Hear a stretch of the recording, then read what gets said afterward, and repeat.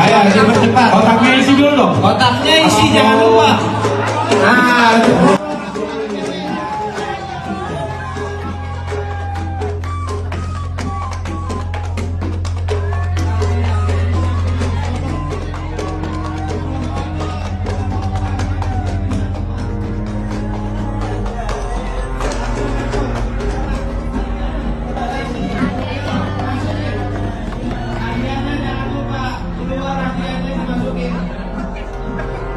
Nah, dimulai dari sombong dengan ulama-ulama sampai pada akhirnya sombong kepada Rasulullah dan sombong kepada Allah.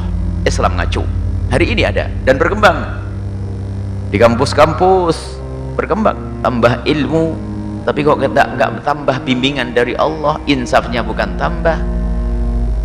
Kalau insafnya tidak tambah, maka tidak tambah dekat kepada Allah, justru tambah jauh, padahal ilmunya banyak.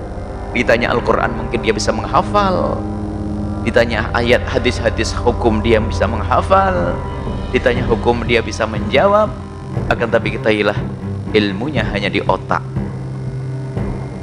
ilmunya hanya di dalam keyakinan itu sebagai kebenaran, tapi tidak diinsafi sebagai kebenaran yang harus diikuti. Maka muncullah ulama su', ulama-ulama yang paling ditakuti oleh Nabi, melebihi daripada takutnya Nabi kepada Dajjal, melebihi dari takutnya Nabi kepada Dajjal. Bagaimana fitnah Dajjal? Fitnah Dajjal itu dahsyat, ngaku Tuhan dan hamba-hamba Allah pada percaya. Bagaimana tidak percaya? Orang dibunuh langsung disuruh hidup-hidup, lapar kasih begini langsung jadi beras makan. Kamu pengen apa? Pengen subur? Pertanyaanmu subur. Percaya. Ternyata fitnah Dajjal begini dianggap kecil dibanding fitnah seorang yang punya ilmu tapi nggak punya tarbiyah, nggak pernah menata hatinya sehingga punya ilmu dengan kesombongan.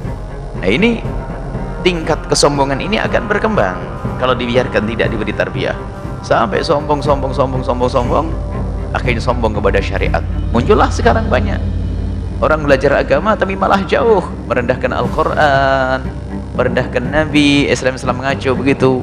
Dimulai dari merendahkan ulama dulu, kan begitu, merendahkan ulama. Setelah merendahkan ulama meningkat nanti, akhirnya apa? Mengatakan Al-Quran tidak harus diikuti selagi ada kemaslahatan selain dari Al-Quran. Ini yang selama ini lagi ngebom, lagi rame ini, mendahulukan maslahatnya umat daripada Al-Quran. Ini kan orang sakit diam-diam meninggalkan Al-Quran. Mereka bukan orang tidak belajar, mereka belajar, akan tapi dengan kesombongan. Sudah diakui oleh ahli nasab, oleh ahli sejarah dan tes DNA, bahwa Habib dari Pak Alawi itu terbukti bukan zuriat Nabi Muhammad SAW.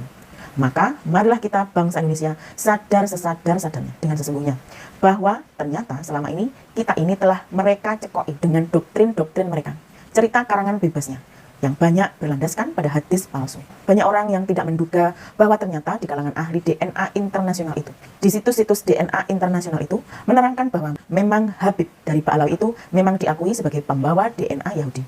Dan hal ini diakui oleh seorang Habib Pak Alawi. Namun bagi kita, mau keturunan Yahudi, mau keturunan Abu Jahal, Abu Lahab, nggak ada masalah. Asalkan kita bersama-sama menjadi Indonesia, menjaga kedamaian Indonesia. Tidak ada yang merasa lebih tinggi dari yang lain. Mari kita jaga kesetaraan. Jangan merusak nilai-nilai keindonesiaan. Jangan hianati Indonesia. Berdasar bukti kajian sejarah, memang Arab Yaman itu didatangkan oleh Belanda. Itu fakta yang tidak bisa dibantah. Kasus penipuan berkedok pemberian sertifikat Habib palsu mengatasnamakan organisasi Rabithah Alawiyah. Pelaku, JMW, mengklaim bertugas mendata dan mencatat keturunan Nabi Muhammad untuk divalidasi dengan gelar Habib. Dengan aksi menipu itu, JMW mampu memperdaya 6 korban dengan keuntungan yang diperoleh sekitar 18,5 juta rupiah. Habib merupakan gelar bagi keturunan Nabi Muhammad dari garis Husain bin Ali bin Abi Thalib. Husain merupakan cucu Nabi Muhammad dan anak dari Ali yang menikahi putri Rasul, Fatimah Az-Zahra. Orang-orang bergelar Habib jamak ditemui di Indonesia. Kasus Habib palsu merujuk pada situasi di mana seseorang berpura-pura menjadi seorang Habib atau tokoh agama yang memiliki keturunan Nabi Muhammad. Biasanya, orang-orang seperti ini mengklaim memiliki gelar atau latar belakang yang tidak sah untuk mendapatkan kepercayaan atau keuntungan tertentu dari masyarakat. Kasus semacam ini seringkali melibatkan penipuan, di mana pelaku bisa saja menggunakan identitas palsu untuk menarik perhatian, mendapatkan donasi, atau mengelola pengikut. Ini bisa menimbulkan kerugian bagi masyarakat, terutama jika orang-orang tersebut menyebarkan ajaran yang sesat atau menyesatkan. Kasus Habib palsu menjadi perhatian banyak pihak, karena dapat merusak citra agama dan kepercayaan masyarakat. Pemerintah dan organisasi keagamaan biasanya berusaha untuk mengedukasi masyarakat agar lebih kritis terhadap klaim-klaim semacam ini. Di Indonesia sendiri, Rabith Alawiyah menjadi lembaga resmi yang mencatat keturunan-keturunan Nabi Muhammad SAW di Indonesia yang berdiri sejak 1928. Lembaga tersebut saat ini mencatat jumlah Habib di Indonesia lebih dari 100.000 orang. Pencatatan ini dianggap penting untuk menjaga kelestarian jalur nasab Nabi Muhammad SAW.